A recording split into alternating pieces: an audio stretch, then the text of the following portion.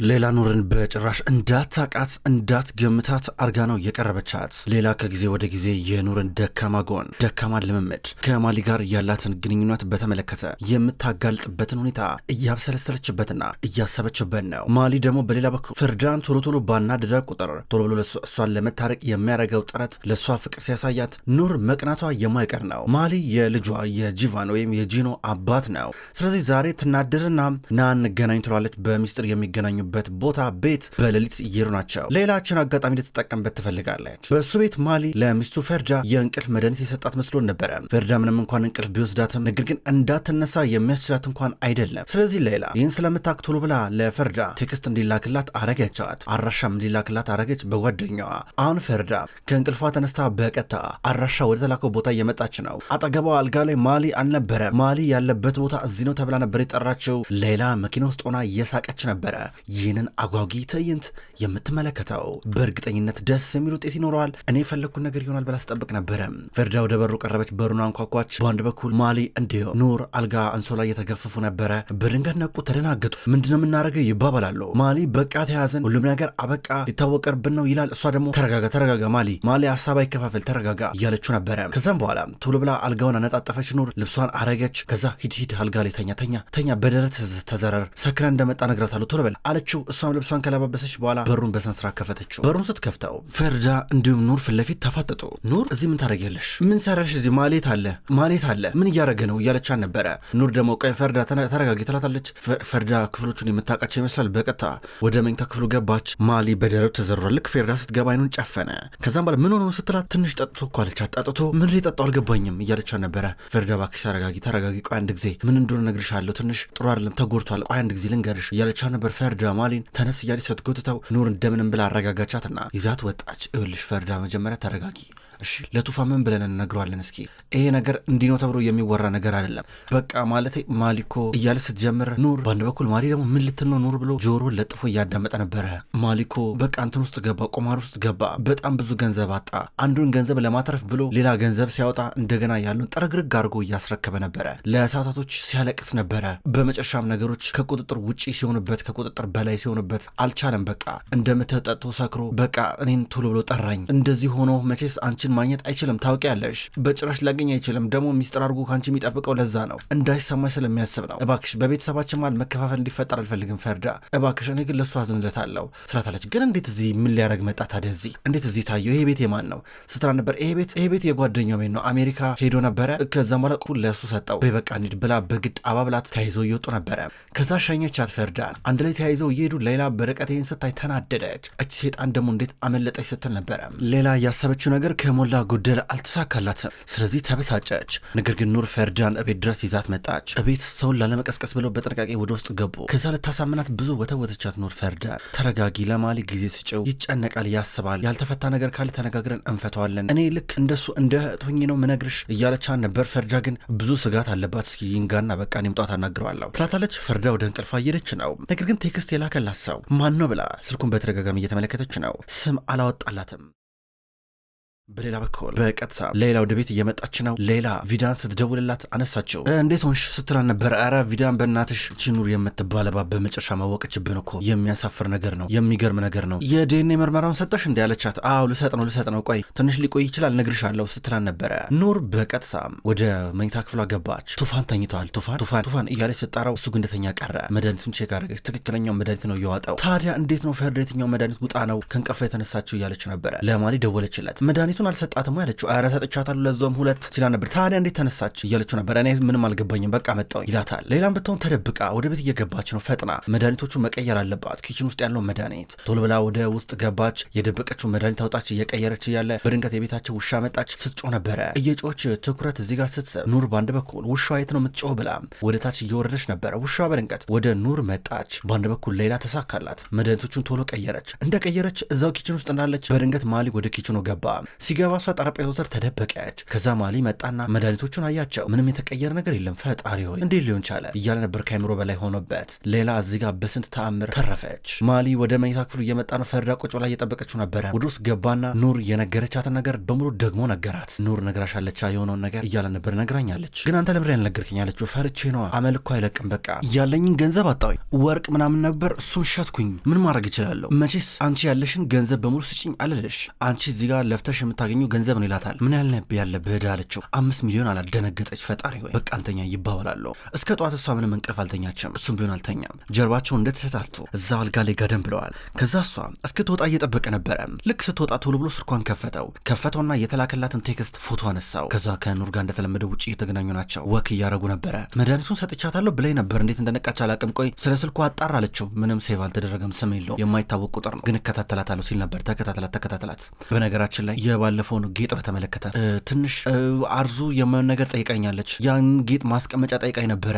ያንን ጌጥ ማስቀመጫውን በማርበል ነገር ነው የምንሰራው፣ በንበበረድ ነግርሃለሁ ውስጡ ምን እንደሚገባበት እያለችው ነበር። ወደ ቤት መጡ። ሁሉም ተሰብስበው ቁርስ እየበሉ ነበረ። ወክ እኮ ወተን ነው ይሏቸዋል። ተሰብስበው ቁርስ መብላት ጀመሩ። ከዛ እንደተለመደው ማሊ ሚስቱን ፈርዳን ይንከባከባል። በዚህ ምክንያት ኑር የቅናት ስሜት እየታየባን ነበረ። በአንድ በኩል ጂቫን ብትሆን ጄረን ፍቅረኛው እየደወለችለት ምንም ስልክ ማንሳት አይፈልግም።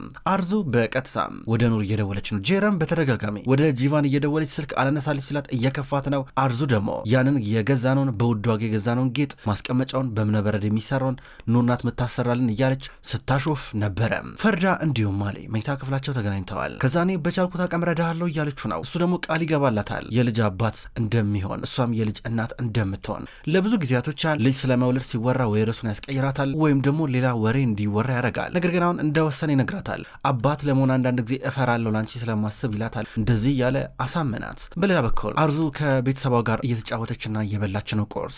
በተመሳይ መንገድ ኑርም እንደዛው። ኑር ደግሞ አሁን አርዙ ያንን የጌጡ ማስቀመጫ በእብነበረድ የሚሰራው ለማሰራት እንደጠየቀቻት ትናገራለች። እኔ እኮ ቢያንስ ያንን ጌጥ ልገዛው የነበረው ጌጡን ለመግዛት ፍላጎት ኖሮኝ አይደለም፣ ነገር ግን ቤተሰባችን የሀብታም ቤተሰብ ተደርጎ እንዲቆጠር ነው። እዛ ጋር ያንን ጌጥ ብንገዛው ኖሮ እነዚህ ሰዎች ማን ናቸው? ልጃችንማ ለሱ መዳር አለብን እያሉ እነሱም ቢሆን ይገምቱን ነበረ ትላለች። ቱፋን ግን ይህ ነገር አልዋጥልህ ብሎታል።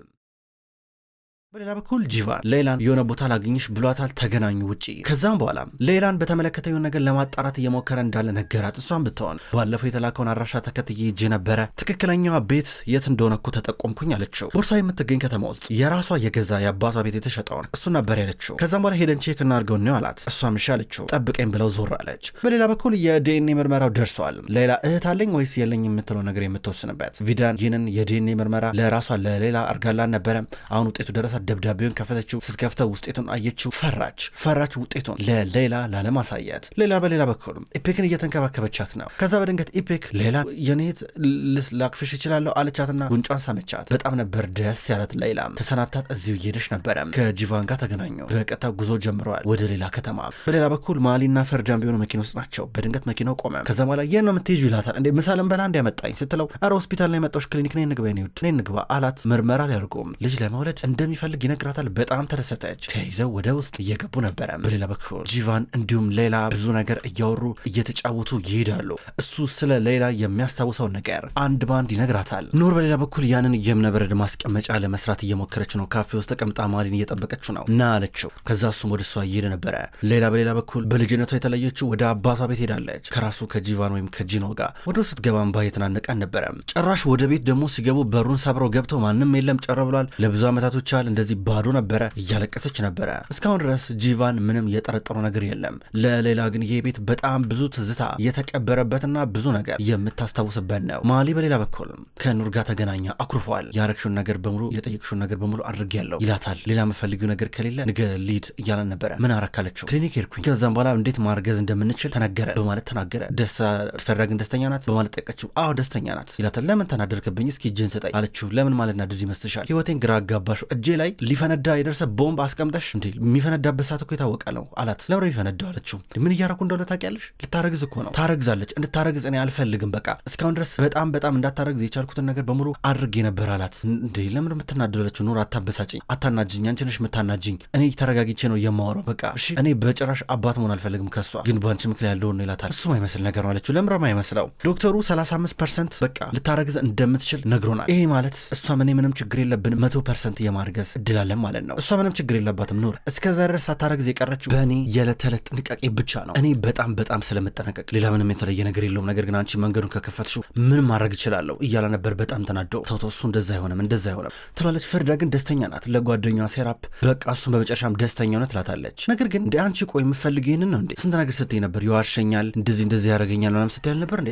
ታዲያ እንዴት ነው ከሱ መውለድ ምናምን ታስቢያለሽ አለቻት። ምን ላርግ ታዲያ ምን ማድረግ እችላለሁ? እስካሁን ድረስ እንደዚህ ሳሰላስል ነበር። በቃ የማሰቢያ ጊዜ ይበቃኛል። እስኪ ደግሞ ወልጄ ልየው ስትላ ነበር። ሴራፕ ግን ምንም እየጣማት አይደለም። ፈርዳን በደንብ አርገሽ አስይበት እያለቻት ነው። ነገር ግን ኑር የተለየ የበቀል አሰባላት አርዙን በተመለከተ በእብነ በረድ የሚሰሩን የጌጡ ማስቀመጫ ውስጡ የሆነ የሚገፋ ወይም ደግሞ በሪሞት ኮንትሮል እንዲገፋ የሚያደርግ ነገር ታስገባበታለ። ከዛ ጌጡ እንዲሰበር እናረጋለን አለችው። እሻላት በዛ መንገድ እንደሚሰራ ይነግራታል። በሌላ በኩል ሌላ አሁንም ቢሆን የገዛ ቤቷን እየዞረች እያየች ነው። ቤቱ አርጅቷል። ውስጡ ለብዙ ጊዜ ሰው የኖረበት አይመስልም። አባቷን ታስታውሷለች። አብረው ኪችን ውስጥ ምግብ እየሰሩ አባቷ በጣም ይናፈቃት ይመስላል። እንዲህ እያሉ ዞር እያሉ ብዙ ነገሮችን መመልከት ጀምሩ። ወደ በረንዳ ወደ ጓሮም እየወጡ ነበረ። ሌላ ታለቅሳለች ከጂቫን ተደብቃ። ጂቫን ምንም የገባው ነገር የለም። እስኪ ሌላን አገኛታለሁ እያለ ነው። ሌላን እስከማገኝ ድረስ ተስፋ አልቆርጥም፣ እሷን ሳገኝ ብቻ ነው እንደገና ወደ ደስታ የመመለሰው እያላት ገና እንደወጡ የሆነች ሴትዮ መጣች። ሌላን ስታያት እንዴ ሌላ እንዴት ነሽ የኔ ውድ? ወይኔ ጠፋሽ፣ የት ጠፍተሽ ነው ግን? በልጅነትሽ የት ሄደሽ ነው? ያቺ ጨካኝ የማትረባ እንጀራ እናትሽ የት ደብቃሽ ነው? የት ወትፋሽ ነው ብላ ስታክፋን ነበር። ጂቫን እንደነገጠ። ሌላ ደግሞ ኧረ አክስቴ ተሳስተሻል ስትላ ነበር። ምድረ ምሳሳተው እንዴ እንደው ቢጠፋብኝ ያንቺ መልክ ይጠፋብኛል እንዴ? የኔ ልጅ ምን እያልሽ ነው ያለሽው ብላ ያቀፋቻ ነበረ። ከዛም ካቀፈቻ በኋላ ያቺ ማትረባ የእንጀራ እናትሽ ማን ነበር ስሟ? ያቺ ሴጣን ማን ነበር ስሟ ስትል ነበረ። ከዛ ጂቫን እንደነገጠ እንዴ ማን ነው ስሟ እያለ እየጠየቀ ነበር። ሴትዮ አስታወሰች። ኑር ብላ። ከዛ ማን ነበር ያገባችው? በሴራ የሆነ ሰው አግብታ ነበር። የሆነ መልካም ነገር ጥሩ መልክ ያለው መልከኛ ነገር አግብታ ነበር። ማን ነበረ ስትል ሴትዮዋ ማስታወስ ከበዳት። ከዛ በኋላ የሌላን ጭንቀት ስትመለከት የኔ ልጅ ተመሳስለሽብኝ ነው በቃ ከሌላ ጋር አይገርምም፣ እሷን ነው የምትመስዩ ይቅርታ እያለች ነበረ። ሌላ መኪና ውስጥ ገባች። ከጂቫን ጋር መንገዷን ቀጠለች። ቅድም ሴትዮዋ አይነት ተናገረችው ነገር የሚገርም ነው። የኔ እናት ያሳደገችኝ ስማ ኑር ነው፣ ያንቺ ደግሞ የእንጀራ እናት ስማም ኑር ነው። ይሄ ነገር መመሳሰሉ በጣም ይገርማል እያለ ነበር። ምን ታደርገዋለህ ጣፋንታ እኮ አንዳንድ ጊዜ እያለችው ነበር። እሷ ብዙ እንዳይጠረጠር እንደዚሁ በወሬ እያለፈችው ነበር። ወደ ቤት መጡ። ሰዓቱ ሄደመሸ። እንደተለመደው ሌላ እራት አብስላለች እየመገበቻቸው ነበረ። አብረው ሁሉም ተሰብስበው እንደ ቤተሰብ ምግባቸውን እየበሉ ናቸው። ፈርዳና ማሊ አሁንም የፍቅር ልውውጣቸው እንደቀጠለ ነው። ድንገት ማሊ ልጅ ሊወለድ ነው ብሎ ተናገረኝ ጊዜ ቤተሰቡ በሙሉ ተደሰተ። የቱፋን አባት ወይም የፈርዳ የራሷ አባት ብቻ ነበር ያልተደሰተው። ከዛም በኋላ ኑር ለብቻዋ ተቀምጣ ነበር። በድንገት ሌላ መጣሻይ ነገር ልሰጣት። ከዛ ሌላ ኑርን እያደነቀቻ ነበር። አንቺ ሼፍ ብትሆኝ እንደኔ በጣም ምርጥ ነበር ምትሆኝ አለቻት። እንዴት ብላ ኑር ጠየቀቻት። ማለት አይምሮሽ ብዙ ነገር ይሰራል። ለምሳሌ አሁን እዛ ውስጥ ዶሮ ከተሽ እዛ ውስጥ የሆነ ነገር ብታበሲ እንደገና ኦቨን ውስጥ ደግሞ የሆነ ነገር ብከቺ ባንዴ 4 5 6 ነገር እንደ ሼፍ እንደመሆንሽ መጠን ልታበሲ ትችላለሽ። ያንቺም ጭንቅላት እንደዛ ፈጣን ነው። ወይዘሮ ሮኔ በጣም ነው ማደንቅሽ አለቻት። ኑር የበለጠ በራስ መታመንና ራስን በራስ የመውደዷ ስሜት በጣም እየጨመረ መጣ። ማሊ ከመጣ በኋላ ምን አረክ አለችው። የቀን ውሎን እየነገራን ነው። ጌጡ በነገው ዕለት እንደሚደርስ ነገራት። አርዙ በሌላ በኩል ከተዋና ጋር የጋብቻ ሁኔታ ከምታመቻቸው ዲዛይነር ጋር እያወራች ነው። በድንገት ኑር መጣች። ሰላም አለቻቸው። እንደተለመደው አርዞ ካላት የተመቻቸና እንዲሁም ቆንጆ የኑሮ ሁኔታ አንጻር ኑርን እየተረበቻት ነበረ። ጌጡን አሳየቻት። ብርቅ ሆኖባታል። ይሄ ጌጥ አያምርም 4 ሚሊዮን ሊሬኮ የወጣበት ነው ብላ እያሳየቻት ነበረ። ከዛም በኋላ በድንገት ለባሏ ደውላለት አርዞ መድኃኒትን ውሰድ እያለችው ነው። ረስተሃል አለችው። መድኃኒቱ ጠረጴዛ ላይ እየተቀመጠ ነበረ። ተዋና ልትደብቀው ትንሽ ያሰበች ይመስላል። በአንድ በኩል ኑር እየተከታተለቻት ነው። ድንገት በር ተንኳኳ። ኑር ተጠርፋ ከተቀመጠችበት ሶፋ ላይ ተነሳች። በሩ ልትከፍት የፈለገች ይመስላል። ይህን ጊዜ ደግሞ አርዙ ቆይ ቤቱ ሰራተኛ ትከፍታለች ብትላትም ነገር ግን የኔ እንግዳ ነው ብላ በቀጥታ በሩን ከፈተችው። የመጣው የጌጡ ማስቀመጫ በእብነበረድ የተሰራው ነው። ወደ ውስጥ እንዲገባ አረጉት። ከዛ አሁንም ቢሆን አርዙ ብርቅ ሆኖባታል። ያ ጌጥ በቀጥታ እዛ እብነበረድ ማስቀመጫ ላይ ያስቀመጠችው። ማሊ ለኑር እዚህ ጋር ሪሞት ኮንትሮሉን ሰጥቷታል። ከዛ ኑር ወይኔ በጣም ያምራል፣ እብነበረዱም ያምራል፣ ማስቀመጫውም ጌጡም ያምራል ብላ እያደነቀች አርዙ ደስ ብሏን ነበረ። በድንገት ነበር ሰራተኛ ወደ ጌጡ አካባቢ ስትቀርብ ድንገት ኑር የሪሞት ኮንትሮሉን የተጫነችው። ድንገት ጌጡ ተንሸራተተና ተሰበረ። ስብርብር ነበር ያለው። አርዙ የተሰበረው ጌጥ ላይ ሆና እያለቀሰች ነው። ወይኔ 4 ሚሊዮን ገደል ገባ እያለች ነበረ። ይህን ጊዜ ኑርና ተዋና በቃ እንሂድ ተባብለው ይሄዳሉ። አርዙ ራስ መታት ታመመች። ተዋናና ኑር በቃ ደህና ሁኚ ተባብለው ተለያዩ። በአንድ በኩል በኑር ትእዛዝ መሰረት ደግሞ ማሊ ተዋና እንዲከተላት ነግረዋለች። አሁን እሷን እየተከተለ ነበረ። ተዋና ወደ ቤቷ መጣች። ወደ ቤቷ ከመጣች በኋላ በቀጥታ የሆነ ውስጥ እየገባች ነው። በአንድ በኩል ደግሞ ኑር እየተደሳሰተች ነው። ኑር እየጨፈረች ነው። የሆነ ቦታ መጣ። ደስ ብሏታል። አርዙን አሸነፈ አሸነፈቻት። ለደቂቃዎች እየደነሰች ማሊን ደግሞ ተዋና እንዲከታተላ ነግረዋለች። ተዋና ቶሎ ብላ የመጣችው ወደ ካፌ ነበረ። በርቀት እያያን ነበረ እንደሚከታተላት የገባት ይመስላል። ከዛ በኋላ መጣችና ፈሪ ነው ወይስ ልታናግረኝ ትፈልጋለህ አለችው። አይ ብቻዬን ልወጣ ነበረ ብሏት ወጣ። በድንገት የመጣው ሜሊህ ነበረ። ሜሊህ የአርዙ ባለቤት ከእሷ ጋር የሆነ ግንኙነት ድብቅ ግንኙነት ያለ ይመስላል። ሰላም ብሎት በቀጥታ ማሊ ባጠገቡ ሲያልፍ ወደ ውስጥ ከገባ በኋላ ሜሊህ ለተዋና በይ የሆነ የሚያቀኝ ሰው ዜጋ አገኘኝ ወደ ቤት እንሂድ በቃ እያላን ነበር። መኪና ውስጥ ገብተው ይሄዳሉ። ተራ በተራ ተከታትለው ወደ ቤት ሲገቡ ማሊ በርቀት እያያቸው ፎቶ ሲያነሳቸው ነበረ። ኑር እንደዚህ ደስተኛ ሆና አታውቅም እንደዛሬ። ወደ ቤት መጣች። ኪችን እንደገባች ሌላ ነይ የምንሄድበት ቦታ አለ አለቻት። ምግብ እየሰራች ነበረ። አስቆመቻት። ተያይዘው እየወጡ ናቸው። ተዋና እና ሜሊ ሲገናኙ እንደተለመደው ፍቅራቸው እየቀጠለ ነው። በአንድ በኩል ኑር ከሌላ ጋር ሆና ወደ ሴራፕ ጸጉር ቤት ነበር የመጡት። ጥፍራችን እንሰራ ቅንድባችን እንሰራ ብላ ነበር የመጡት። ወደ ውስጥ ገብተው ሊሰሩ ነገር ግን ሌላ የተለየ ሀሳብ አላት። የኑርን ሞባይል ትፈልገዋለች። ፓተርኑ ወይም ደግሞ ፓስዋርዱን ለመክፈት ስትል የሆነ አሻራ የሚመረምር ማሽን ነገር አለ እዛው ጸጉር ቤት ውስጥ። በሱ ተጠቅማ ልታቆይ እየሞከረች ነው። ኑር በሌላ በኩል ወደ ቱፋን እየደወለች ነው። ና ብላ እየጠራችው ነበር። እሱም ደግሞ በጠራችበት ቦታ ይመጣል። አሁን ኑር እጇ ላይ ከባድ ማስረጃ አለ። ማሊ መጥቶ ነግሯታል። ይህን ማስረጃ ተጠቅማ የራሷን ቢዝነስ ልታቆም ነው። ይህም ደግሞ ሜሊ የሚባሉ ሰውዬ በማስፈራራት ገንዘብ በመቀበል የራሷን ኮስሞቲክ ብራንድ በሁለት እግሩ ልታቆም ከጫፍ ደርሳለች። ይህን ሀሳብ ነገረቻቸው ለነ ቱፋን። እንዴ ብለሽ ይሏታል። ሁሉ ነገርን ያቅበታለሁ እያለች ነው። ነገር ግን ፓስዋርዷ ተጠለፈ። ስልኳ ሊከፈት ነው። አሁን ሌላ የምትፈልገው ስልኳን ከፍታ ያንን ፎቶዎች ብቻ ማጥፋን ነው። ከዛውን አብረው እየመጡ በቀጥታ ለሜሊ ደወለችለት። ራሷ ነው ደውላለት እፈልጋለሁ ለቢዝነስ አለችው። እምቢ አላት። ከዛ ቴክስት ላከችለት። ፎቶን ስትልክለት ደነገጠ። እሺ አገኝሻለሁ እያለን ነበረ። ለተዋና እንዳትደነግጥ ምንም ነገር አልነገራትም። ሌላ የሆነውን ነገር መታ ለእናቷና ለቪዳን ጓደኛው እየተናገረች ነው። ከዛ በወሬ መሃል የዲኤንኤ ምርመራ ውጤቱ መጣ ስትላት ቪዳን እዚህ ጋር አልመጣም ብላ እየዋሸቻት ነው። ትንሽ ይቆያል አለቻት። ሌላ ምንም አልጠረጠረችም። በቃ ይሁን እያለች ነው። ብቻ ኑርን የምታጠምድበትን ቆንጆ አጋጣሚ እየፈለገች ነው። ኑርና ሜሊ ተገናኙ፣ አስፈራራቸው። በመጨረሻም ተስማማ። ሰኞ እለት በግብዣ እናደርግና እዛ ሁሉንም ነገር እንናገራለን አለችው። እሱም ተስማማ። አጠመደችው፣ ተሳካላት። በሌላ በኩል ጄረን ደግሞ ጂቫን ጠፍቶባት አለቤት እየተመላለሰች ነው። በአንድ በኩል ሜሊ ወደ ቤት እንደመጣ ሚስቱን አርዙን እየተቆጣ ነው። ጌጡ በመሰበሩ ምክንያት ራስ ምታት እየተያዘች ነው። ሰኞ እለት ደረሰ። ሁሉም አንድ ላይ ተሰብስበዋል። ሴራፕን በዛ ፕሮግራም ላይ ተጋብዛለች። ዛሬ አዲስ የሚከፈት ፕሮግራም አለ፣ አዲስ የኮስሞቲክ እቃ። ከዛም በኋላ አሁን ሁሉም ነገር እየተጀመረ ነው ያለው። ነገር ግን ቶሎ ብላ ሌላ የኑርን ፓስዋርድ ለመክፈት እየታገለች ነው። ተሳካላት። ከፈተችው። ፎቶዎቹን አየቻቸው። ከዛ ገባት በምን እያስፈራራችሁ እንዳለ።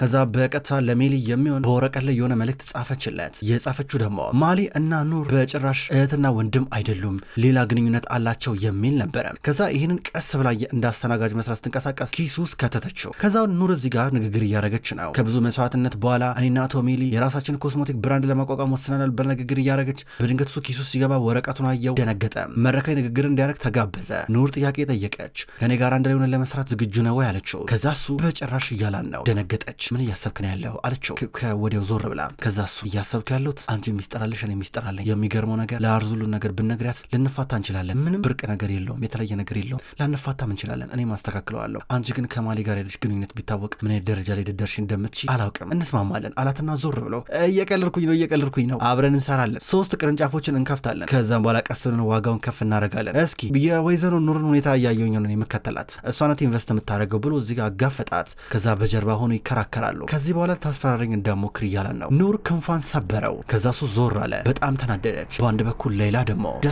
ደስ ብሏት ወደ ቤት ተመልሳለች። ጂቫን ልታናግረው ፈለገች። ይሄ ነገር ሊቆም ይገባል፣ ጄረን ትፈልጋለች፣ ወደ እሷ ተመለስ፣ ልጎዳት አልፈልግም ስትል እሱ ግን ሳማትና ወደ አልጋው እየጎተታን ነበረ። ልታስቆሙ ፈለገች። ስሜቷ ግን አቁም እያላት አይደለም። ሁለቱም ተያይዘው እየተሳሳሙ አልጋ ላይ እየወጡ ነበረ። ክቡራን ተመልካቾች እንኳን ወደ ቅጠል ቲቪ የዩቲዩብ ቻናል በሰላም መጣችሁ። ውድ ተመልካቾች በዛሬው ዕለት የበቀል እስረኛ የሚሰኘውን ድራማ ተመልክተናል። ውድ ተመልካቾች ከዚህ በኋላ በቅጠል ቲቪ የዩቲዩብ ቻናል የበቀል እስረኛ አስደማሚ ምርጥ ድራማ ወደ እናንተ ይደርሳል። ከእናንተ የሚጠበቀው ላይክ፣ ሼር፣ ሰብስክራይብ እያደረጋችሁ መከታተል ብቻ ነው። ሁልጊዜም ስለምትከታተሉኝ ከልብ አመሰግናለሁ። ተመልካቾች ዘውድ ድራማውንም ቢሆን ይቀጥላል። በሱም ድራማ በቀጣይ በድጋሚ የምንገናኝ ይሆናል። በቀጣይ በአዲስ ቪዲዮ እስከምንገናኝ ድረስ በያላችሁበት መልካም ቆይታ ይሁን።